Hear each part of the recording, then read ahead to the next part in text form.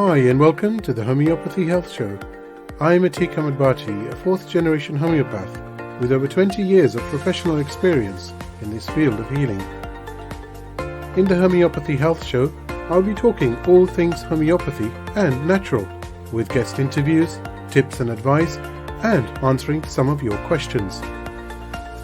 Homeopathy is truly a unique complementary system of healing suitable for all ages, young and old. I'd love to hear from you and welcome your questions on homeopathy and how it can or has helped you. Feel free to email me at health@liketreatslike.co.uk or visit www.liketreatslike.co.uk for more information. Once you're there, take a look at the Knowledge Academy and blog section, where you will find interesting information. Both sections are growing day by day, so always check back. So let's begin today's show on UK Health Radio, the world's #1 talk health radio, real feel-good radio. Hi, how are you? I hope you're well, and of course, as always, I sincerely hope and pray it remains that way. So I do hope you've had an enjoyable week. It seems to go so fast, doesn't it? There's so much going on all the time, but it's all good, of course. Now, I had the pleasure of speaking with Herman Kepler last week, and he's the founder and principal of the College of Naturopathic Medicine, so I do hope you were able to tune in. Remember, all episodes of the Homeopathy Health Show are available to download and stream on demand from ukhealthradio.com, and you can check out my socials, of course, at Like Treats Like across TikTok, Instagram, Twitter, and Facebook, to find out more information and also to keep up to date actually with upcoming episodes, because I am sending out short teaser trailers for the radio shows, which actually are receiving a lot of interest around the world. So that's always nice, isn't it? Now, this week I'm going to be speaking with Colin Griffith. And again, this was another fascinating conversation. So without further ado, let me introduce you to Colin Griffith. Colin studied homeopathy in 1989 in London and has been working as a homeopath in East Sussex and Kent since 1991. Beginning working from home and in a community hall in Tenterden in Kent, he built his practice over 20 years, treating patients and also teaching and lecturing on the subject. He is now a world-renowned homeopath, having travelled to the USA, Japan and Europe to lecture and treat patients. Colin has written several best-selling books on homeopathy, which have been distributed worldwide. Colin, welcome. Wonderful. Thrilled to have you on the show. How are you? I'm really well. I'm thrilled to be here too. Lovely to talk about homeopathy. It is, isn't it? It's the best subject in the world. Well, it's never ending. It is. Now, right off the mark, I have to say that I do have 3 of your books on my shelf. They are the companion to homeopathy and both volumes of the new Materia Medica. And you'll be happy to know that I refer to them quite often. Okay. And we will be actually talking later on about your upcoming book. So I'm look forward to some more details on that as well. Actually, I wanted to start, Colin, with asking you that before homeopathy and holistic therapies, you're in fact a classical music composer. So yes. Fascinating. I find that very, very fascinating. So tell us more. It sounds fascinating. It sounds romantic. Actually, it was extremely frustrating. I started playing the piano when I was about seven years old. I found an old Broadway piano that nobody else wanted. And it was an amazing toy. I hardly needed toys after that. And over the years, I studied piano, and not very successfully, I have to say. And I eventually found a teacher of composition, and I found it as enveloping as homeopathy. At the time, of course, I never thought that there was anything else that I ever wanted to do or to be. The idea of standing in front of an ensemble or in front of an orchestra and hearing your own sounds, it's an extraordinary experience like no other I've ever had. But it's a very impractical way of life. And frankly, I knew that with 4 children, by that time I had 4 children, it's a dicey business. And there was a huge change, a sea change in the world of classical music at the time that I was beginning to write my scores. So I did have some performances. I had some recordings on the radio, and it seemed to be working quite well, but there was something missing. I didn't know what it was. I felt very frustrated, also quite existentially worried. What was I doing wrong? Of course, I wasn't doing anything wrong. I was just learning. I was practicing. I was just being a composer.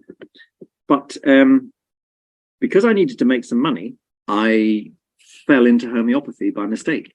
I went to stay with a friend in London who was doing the same thing as I was. I was a teacher of English as a foreign language to keep the wolves from the door. I did that for about 6 years, and I got incredibly bored with it. I met lots of lovely people, but the actual teaching process drove me bonkers. Anyway, so I went to London, and this person I was staying with said, "What are you reading?" And I was reading a book on alternative medicine by Brian Inglis. And we'd started talking about homeopathy. And in the back, there were names and addresses. And I said, "Well, what about it? You know, you are as dissatisfied with teaching as I am. What should we have a look?" And so all the information came to me. And I thought, okay, well, let's give it a go. I found myself in a hotel in London being interviewed for a place at the College of Homeopathy, which no longer exists, but it was the first of the big colleges. And Barbara Harwood and Robert Davidson were the principals. And they just simply said, "Well, although you're here for an interview, it's you who should interview us." I didn't really understand what was going on. I was fairly naive, and I ended up by saying, "Look, I've got to catch a train. So how much can I expect to earn at the end of the first year?" And Robert, bless his heart, gave me some impossible figure, which I actually believed. Took it to the bank manager, and they paid for my course. That's how I started, and I've never looked back. The first week at the College of Homeopathy was just jaw-dropping. And I remember meeting my wife on the station when I got home. She came to fetch me, and she said, "Are you all right?" And I said, "Yeah, I think I am. I think I found what I want to do." And over the years, I realized that homeopathy is composing people. It's finding harmony in people. It's finding out what are their vibrations and how do they sound, metaphorically, how do they sound? Why are they a cracked bell today? And I have to say, I've been entertained in the best possible sense of the word ever since by listening to people's difficult harmonies and thinking of it, or maybe not thinking of it, but feeling my way through homeopathy in that kind of musical analogy has helped me a lot. So yes, it's nice to be asked about composition, but it is my past. You know, it's very eloquently put. You talk about harmonics and harmony and the different vibrations that we all have, and every individual, of course, is vibrating at his or her own frequency. And yes. We find nowadays, don't we, certainly within the 21st century, this connected world of technology, that we have become highly strung. Yeah. And you know, it's a state of flux, and it's not good, is it? It's just not good for us. And we can't get away from technology because it's now part of life. But the damage that potentially is happening, which we're not going to perhaps realize now, but in the second or third generations after us, is a worry, isn't it? It is. But I also think that we can continue the musical analogy in that the tempo of our modern world is much too fast.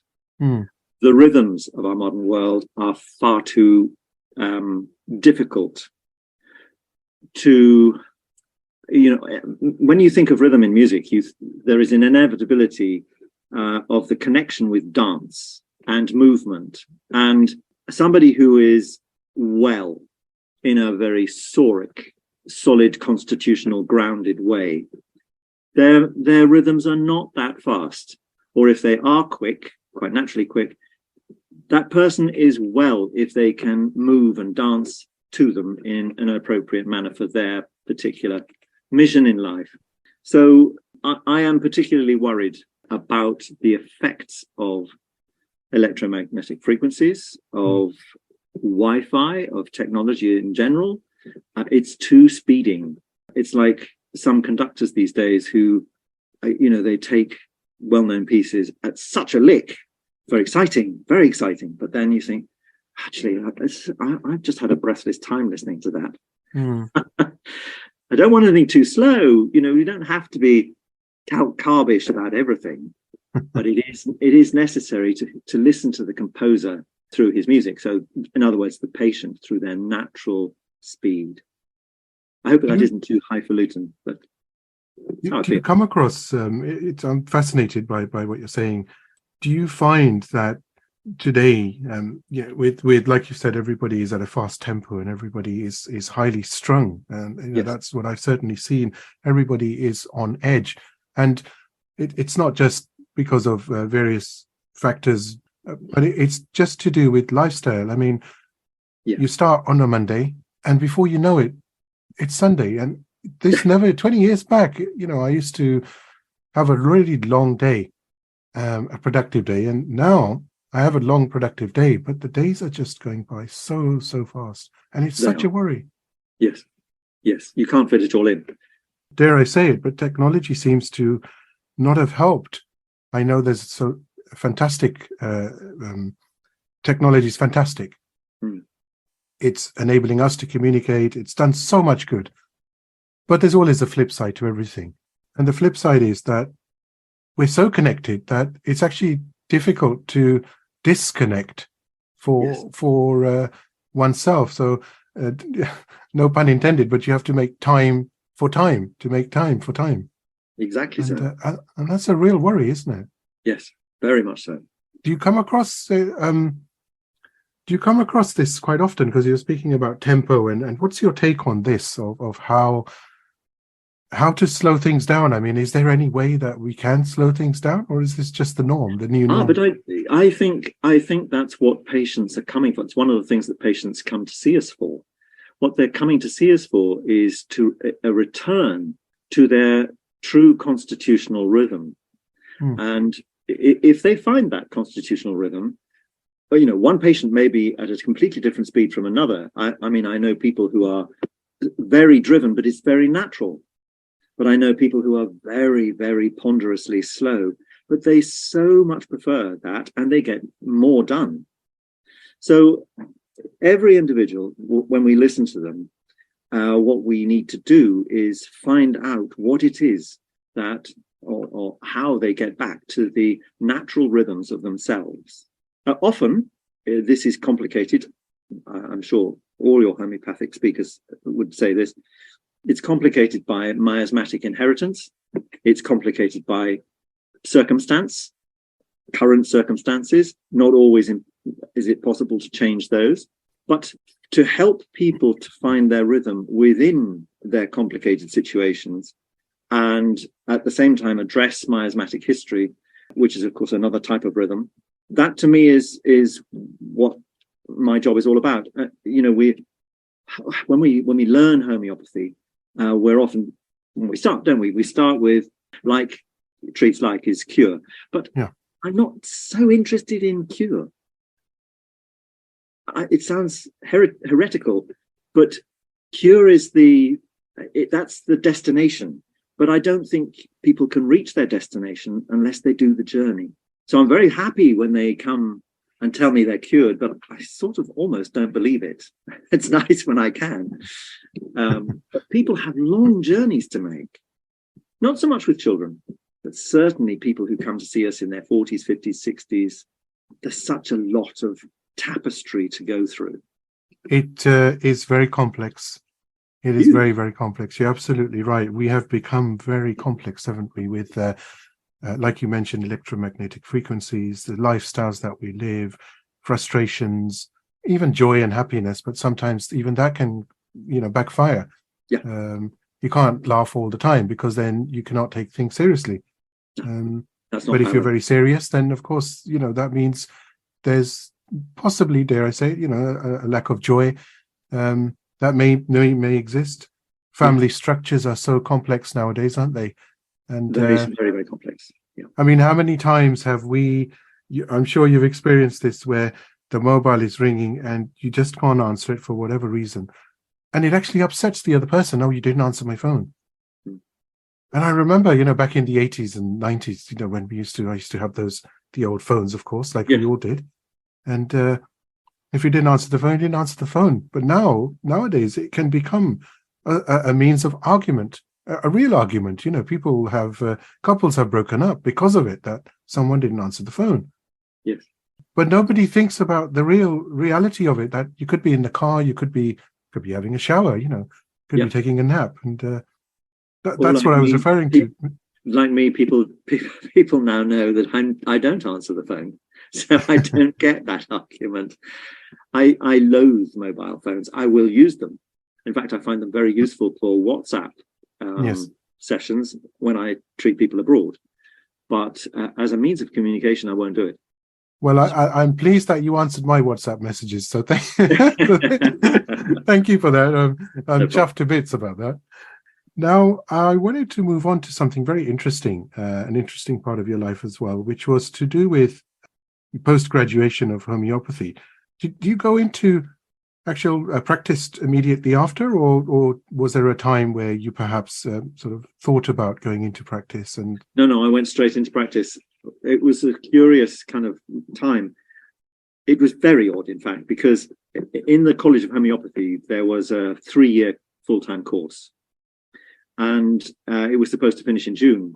But actually, the course ran out of steam. We started with 34 students, and we ended up with 7 actually graduating. So the attrition rate for students was enormous.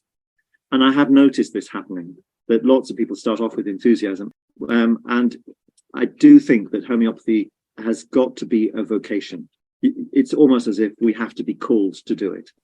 And I don't think there's anything special in that. It's like any other vocation. And when our course finished, I was faced with having to write a thesis. And this thesis was going to be about 35,000 words. And it would be marked and read and put in a box and never seen again. And frankly, I wasn't prepared to do that. Because, with 4 children and lots of other things going on, I still was writing music at that time. I just didn't feel I had the resources, internal resources to do a thing like that. So I asked the powers that were at the college, could I please start up a clinic, a drop-in clinic in my local town, and present 10 cases which are supervised by a homeopath of my choice and that you agree to. So the college said, yes, but we have to have a 10-point plan. And it included insurance, it included the mentorism, I actually chose Kate Diamantopoulou, the late Kate Diamantopoulou, to support me. And I did have a friend who helped me to start with. She then emigrated to New Zealand. So it was after a while, it was me on my own. And we had this village hall.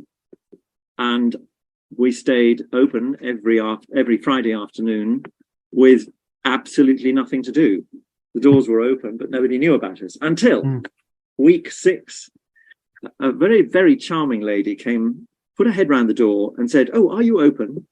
And we practically ran at her and said, "Yes, of course we are." And it turned out that her son had measles. But she said, "Oh, no, I think he's got mumps. The doctor thinks it's measles, but I think it's mumps." Right. And I said, well, he can't have both. He must have one or the other. Anyway, we treated him with the appropriate remedies, and it turned out he had measles. But straight away after that, he had mumps. Literally, within a day of the measles rash going, he started mumps. So this was an introduction to me of the activity of practice. It was hectic after that. And suddenly we had an influx of patients, to the extent that within a year, we had 4 tables with different homeopaths, and it was humming every Friday afternoon. So that was an enormous learning experience, because we had to think on our feet. We didn't have time. We just had to get on with it. And I'm sure we made terrible blunders. but everyone was very forgiving. And it ran for 11 years. Wow, that's a Ran for 11 really years. healthy, productive time, isn't it? It was fantastic. And I learned homeopathy at speed, having just talked about speed being a bad thing. Actually, I had lots of first aid books next to the telephone, and somebody would ring up and I'd say, give me 5 minutes, I'll ring you back. And that's all I had, because the phone would ring again. So it was extraordinary. I had the energy to do that then. So that was my post-grad effort. I think being in at the deep end with homeopathy is just fascinating, because my uncle practiced homeopathy in Nairobi in East Africa. Yeah. And I visited him several times.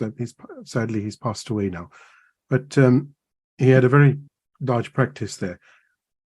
And I can just imagine, as you were sharing, the situation in the hall, it was like that. And it was, the bell would ring, the phone would ring, the mobile would ring, and then the bell outside would ring again. And it would just carry on. And I was thinking, because he was running left, right, and, back there, consulting with the patient, coming back, making the remedies, and the phone would ring and someone would ask something else. But it was almost graceful, because it was an opportunity to serve humanity. But the education, the knowledge that, and I'm sure you're going to agree with this, the knowledge that can be gained, I gained so much just by observation on how to be able to actually manage that, let alone the remedies in the books, but how to actually manage that. And what I learned was, take a deep breath and smile, and just be grateful that somebody has asked for your help. And that you can actually help, God willing, you can help them back with something, Yes. It's true. I think I was also helped by the fact that I am, without doubt, an absolute sucker for stories. Right. I absolutely love hearing stories. And for me, a patient is telling me a story every time they come. Some of them are not terribly happy stories, of course. But watching a story unfold and then move into a different phase, a better phase, one hopes, that really keeps me going, even to this day. 33 years later, it keeps me going today. That's very interesting, because one of the things that I always say, and I've said it on the show, and I was speaking to Herman Kepler and Camilla Scherer, and I mentioned the same things, is that every single individual on this planet has a story to tell. It just needs us to listen. And like you said, good or bad, but everybody has a story. And I don't think I've ever left any conversation, even if it's been 2 minutes, where I haven't actually learned something. You often see these videos, these short videos nowadays are on social media. There's some very, very positive ones where someone's asked about what's your observation on life, or what's the life lesson, share that with us. And you find out these things from people, and they really make you ponder and dwell. And in fact, the majority of them are so humbling that you think, wow, we're okay, everything is okay. We just have to pull our socks up. We have to do the right thing, isn't it? Yeah, absolutely. And that's where homeopathy comes in, because serving humanity, that's what homeopathy is. It's a service to humanity, caring, having that compassion, the compassion actually that Dr. Samuel Hahnemann had all those years ago. And that compassion, without compassion, it's very difficult, I think, to become a healer, because the fact that you can help somebody, and when that call comes back saying, I'm really well, thank you. And it's not because of an ego, it's just humbling, isn't it? Because you think, that's so nice that someone can get on with their life. They're not bogged down with this dis-ease and the situation that they're in, where perhaps others have let them down, of course. Yes. I just find that fascinating, and that really keeps, drives me. And what you've said, I love that story and that real example of 11 years of this practice. And it's that patience that you observed, isn't it, in the first few weeks? And then it just went, It just took off. I opened it up again after I got very tired and closed it down at 11 years. When my son and my daughter decided to study homeopathy, I opened it up again. Right. And so I was doing less work and more just sort of, I don't like the word supervising, but sort of mentoring. They were taking cases and I was sort of standing in the background. And that ran for 3 years until they decided what they wanted to do with it. But yeah, I learned from all of it. All of it. Amazing. Yeah. You've also been involved, Colin, with, well, you're actually a founding member of the Guild of Homeopaths. And that's also something quite interesting. Please do share with us how you became involved and the thought process behind that. Oh, that's very simple. Janice McAuliffe is an extraordinary homeopath. She's the homeopath I choose to see. And I would say that her, I hope I'm not putting things in a box here, but her style of homeopathy really suits me. It's what I would term three-dimensional. So it's not your average classical one dose, wait 3 months. It's much more refined. No, that's not the right word. It's much more geared to an individual, his present circumstances, and the state of the parts of his body or her body. What do I mean? So she will look at a person's case as if, first of all, they're a constitution.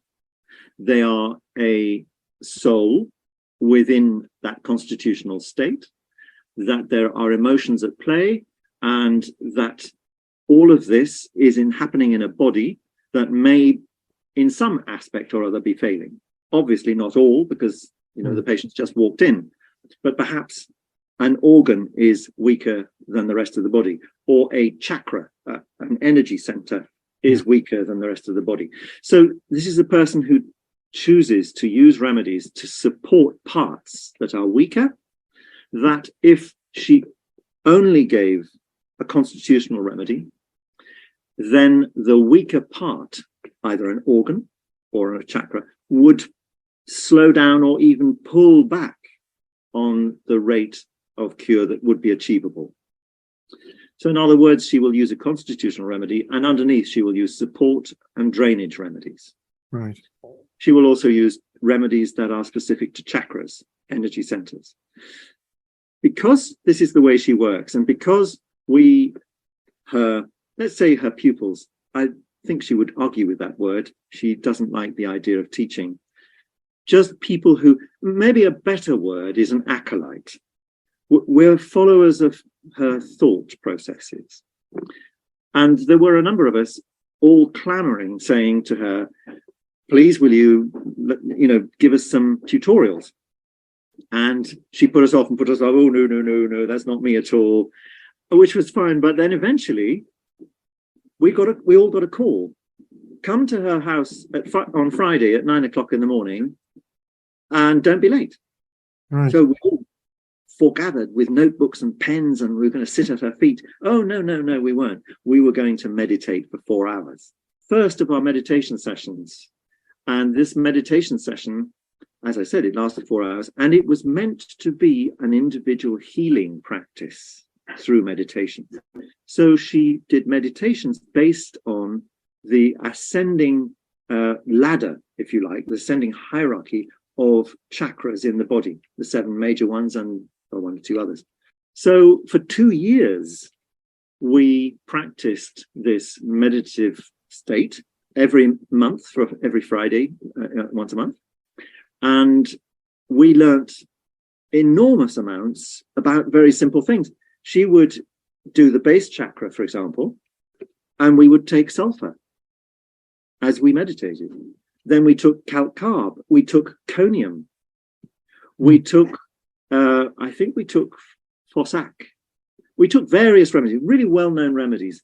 And the idea was that we were meditating to get out of this situation, our individual situations within the meditation, what we most needed, and learn, of course, what else there was to learn about those very famous remedies. This graduated after 2 years to doing remedies that we'd not heard of. For example, oak, and there were others as well. This became like a habit, and there were, I will evoke his name, the late, much lamented Martin Miles was also part of our group.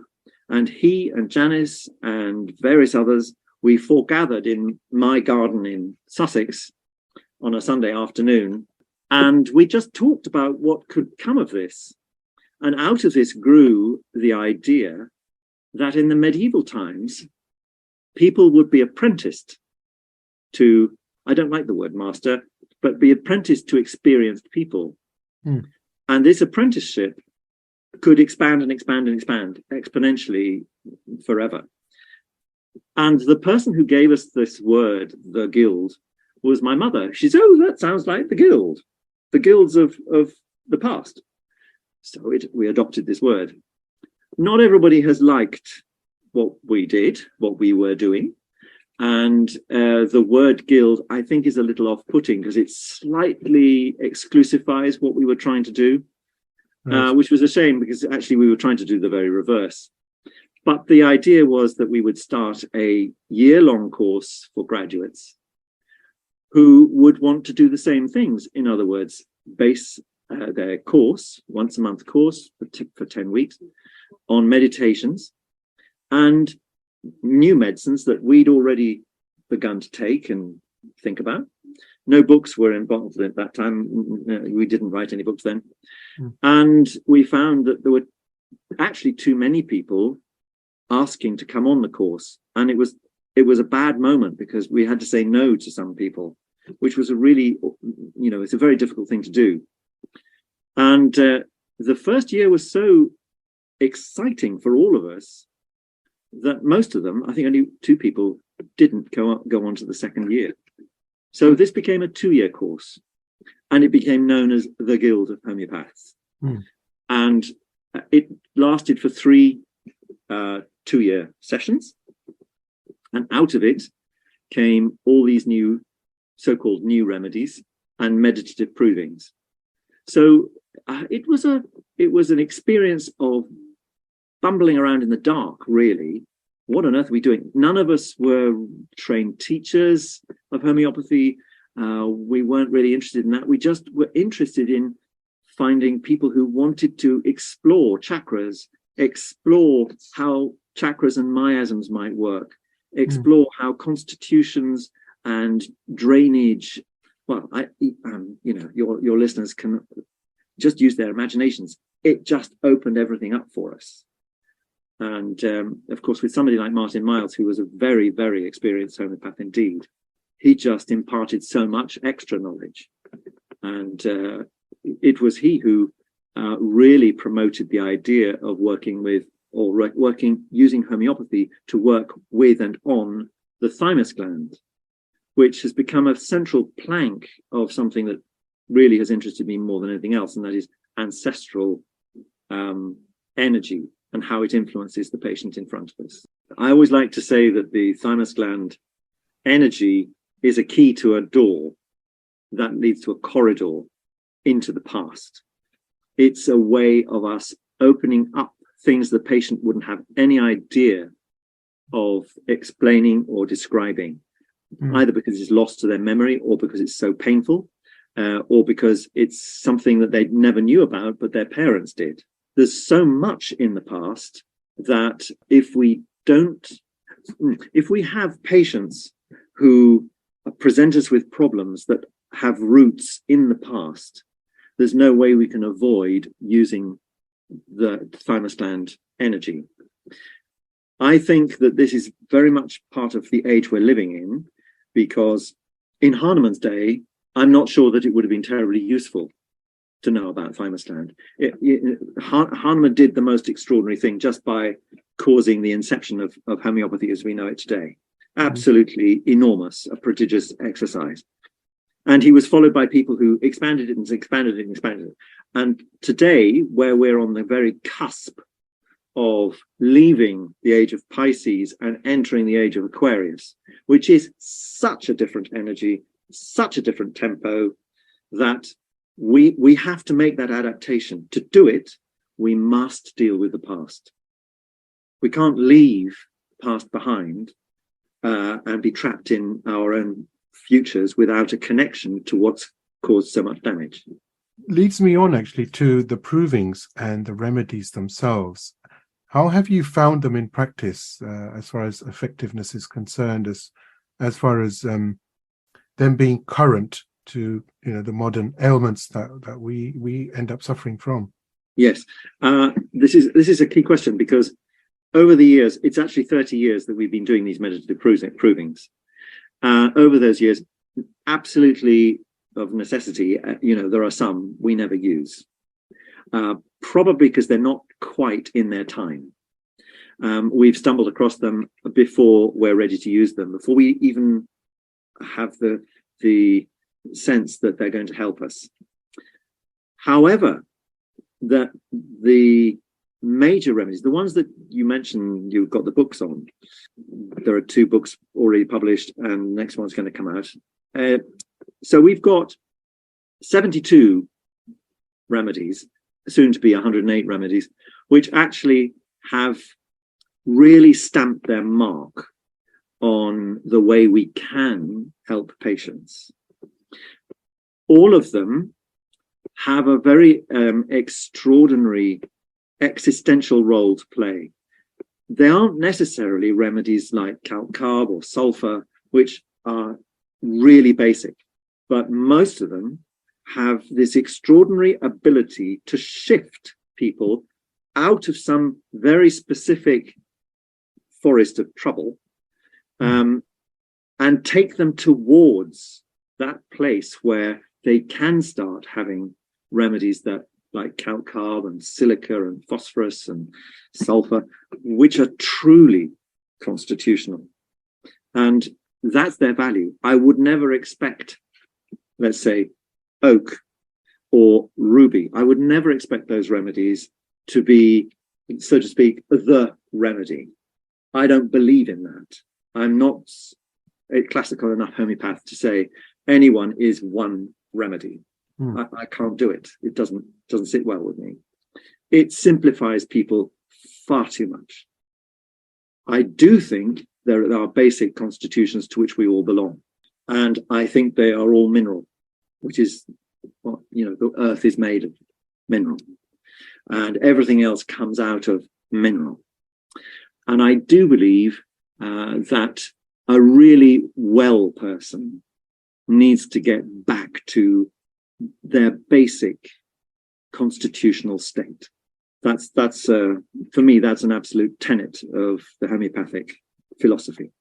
I'm very interested with, you just mentioned mineral, and we know that because of over farming, of course, overproduction, the population of the world, the soil is so depleted of essential minerals and nutrients. Yes. So I'm very interested with what you've just said about this mineral element. Do you think there's any correlation there between what, with over farming, and the fact of what we're eating is really, it's not your 5 a day anymore. It's not nutritious. The nutrition is not there. The taste may be there, yes, but certainly that nutrition is not there. But isn't this all part of the speed of the world? Isn't it all part of technology and money and putting materialistic things before anything else? We're not really. I should step back from what I was about to say. What I think we are born as. We're not born as material primarily. We are a soul in a physical body in order to be here. And so to concentrate so heavily on materialistic things, I think is a big problem. And what's happened is that big business, probably unwittingly over the years, becomes so big and so heavy duty and so fast and so all consuming that we've all gone along with it. And there's been less and less room for non-material things. We can see that in everyday life. Look what's happening to religion. Look what's happening to education. Everything is all standards are being lowered. Everything's being cheapened. Everything's going too fast. I also think there's an extra thing here, and that is that the people who live today have lived through in previous generations, but we have inherited a sense of shock and trauma through 2 world wars, through an extraordinary passage of history, the 20th century, which has been so marked by totalitarianism. I don't wish to get into politics, but simply that this whichever politics one has, one takes a different view of this, but nevertheless, this enormous bulk of arrogant, suppressive control. It's very difficult to lift one's head above it, to get fresh air, to feel that one is strong enough to be an individual within that. I find that patients who do best with homeopathy, who reward me with feeling better and being grateful for homeopathy, are the ones who find their individuality enhanced. Now, I wanted to move actually on from the guild and talk to you about yourself being a lecturer. And I know that you do lecture at the Centre for Homeopathic Education in London. And of course, you have been around the world, as I mentioned in my intro, lecturing. So how is that? Tell me what you're involved with as far as lecturing, the subjects, and what motivates you to give back so much through education, because education is the knowledge, isn't it? It's never going to change. Education is the key to success. Well, I think there's a 3-pronged answer here. One is I like telling stories as well as listening to them, and I am really entertained. Again, I don't mean that in any flippant way. I'm entertained by talking to people about what patients can achieve. And I actually prefer talking about patients who don't necessarily have success. I'm quite happy to talk about patients that are difficult. In fact, I do difficult case seminars where people come along and this case is impossible, I don't know what to do with it. And so we spend the time working out strategies. That's something I gained from the late Robert Davidson. He was a maverick and an extraordinary mind. And he had a prodigiously clever way of getting into difficult cases. And he probably influenced me the most in this. And I felt really strongly that if we can look at cases that seem to defy our best efforts, then we're it's like facing the tsunami. You dive into the water and you don't get drowned. You run away from the tsunami and it drowns you. And so that's my first answer. The second aspect of this is that lecturing isn't for everybody, because lots of people find it nerve-wracking. And it was pointed out to me some time ago that on my astrological chart, I have the moon in Leo. And I said, so what? Oh, well, that's why you do your lecturing, said the astrologer. I said, what? Well, if you're a moon in Leo, then actually you're able to strut the stage and just talk to people. And I don't have nerves in front of 40 or 400 people, because I would if I were a musician. I would if I were a musician, definitely. I did a musician. But as a homeopath, because I was called, I felt called to being a homeopath, I don't feel the nerves, because I feel homeopathy will take me there. I feel the homeopathy needs to be explained. It needs to be aired. It needs to be heard. And I don't care how it achieves that. I'm just a conduit for it. And I love doing that. So that's the second thing. The third thing is I don't lecture abroad anymore. I won't go to the States. I won't go to Japan. I've had my traveling. Once again, if I can evoke the astrology, I'm a Taurus. I like my fields with the gate closed. So the CHE, the Centre for Homeopathic Education, is ideal for me because it's in London and I'm not asked to go every month, and I'm asked to do quite specialist things there. So I cover things like new remedies, but I also do ancestral trauma. It's such a big subject. It's so fascinating. It's so It's so illuminating. I also do things like the lecture on the midline, which is the lecture about the spinal column and its role, its pivotal role in the health of the body and how we can read it. It's readable. And the energy that flows up and down it is readable. And for us to know how that's readable, it's liberating. So I do that kind of lecture as well. So I'm asked to do odd things. What's coming up as far as your new books? What are you working on for the future? Okay, so the next book that should be coming out, Watkins is publishing the 3rd volume of the new Materia Medica, which is 36 new remedies that we've been developing over the last 5-10 years. And I am fascinated because when I look back, we didn't know we were doing this at the time, but when I look back over the 3 books, each book of 36 remedies has proved to be 36 remedies that are very relevant to what's going on at the time. And this last book, this last 36 remedies, not all of them, but many of them are really pertinent, really relevant to what has been going on in the last 3 years. Some of the remedies in this book have been extraordinary eye-openers. They're helping to release people from the thrall of treatments that they may have been obliged to or they chose to have that have proved to be less than ideal. So these are 36 new remedies? Yes. Excellent. Yes. This is very, very interesting indeed. And I think you must send me the details and I will share them with the listeners of the Homeopathy Health Show. I'm looking forward to that very much, actually.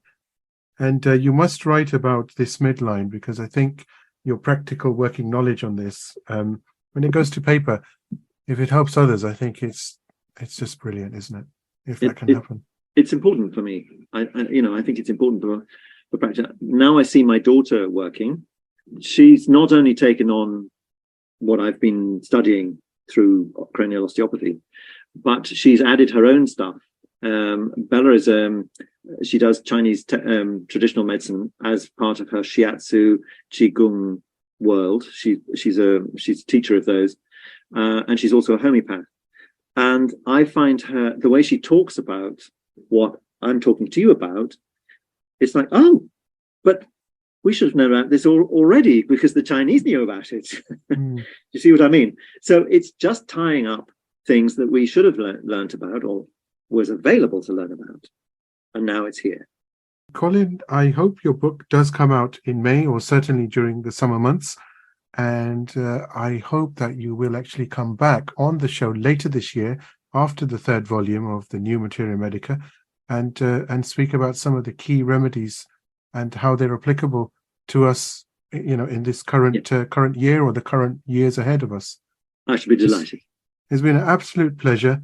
Thank you so much and stay safe. And I look forward to speaking to you again. And the same to you all. Thank you. I do hope you've enjoyed the Homeopathy Health Show here on UK Health Radio, the world's #1 talk health radio. Tune in next time for more things homeopathy, interviews and segments on the healing possibilities that homeopathy can bring you. And don't forget to visit UK Health Radio online at www.ukhealthradio.com to see the many other amazing shows available to listen live and on demand. Or why not download the app from the iOS and Android stores. Until next time, stay safe and take care.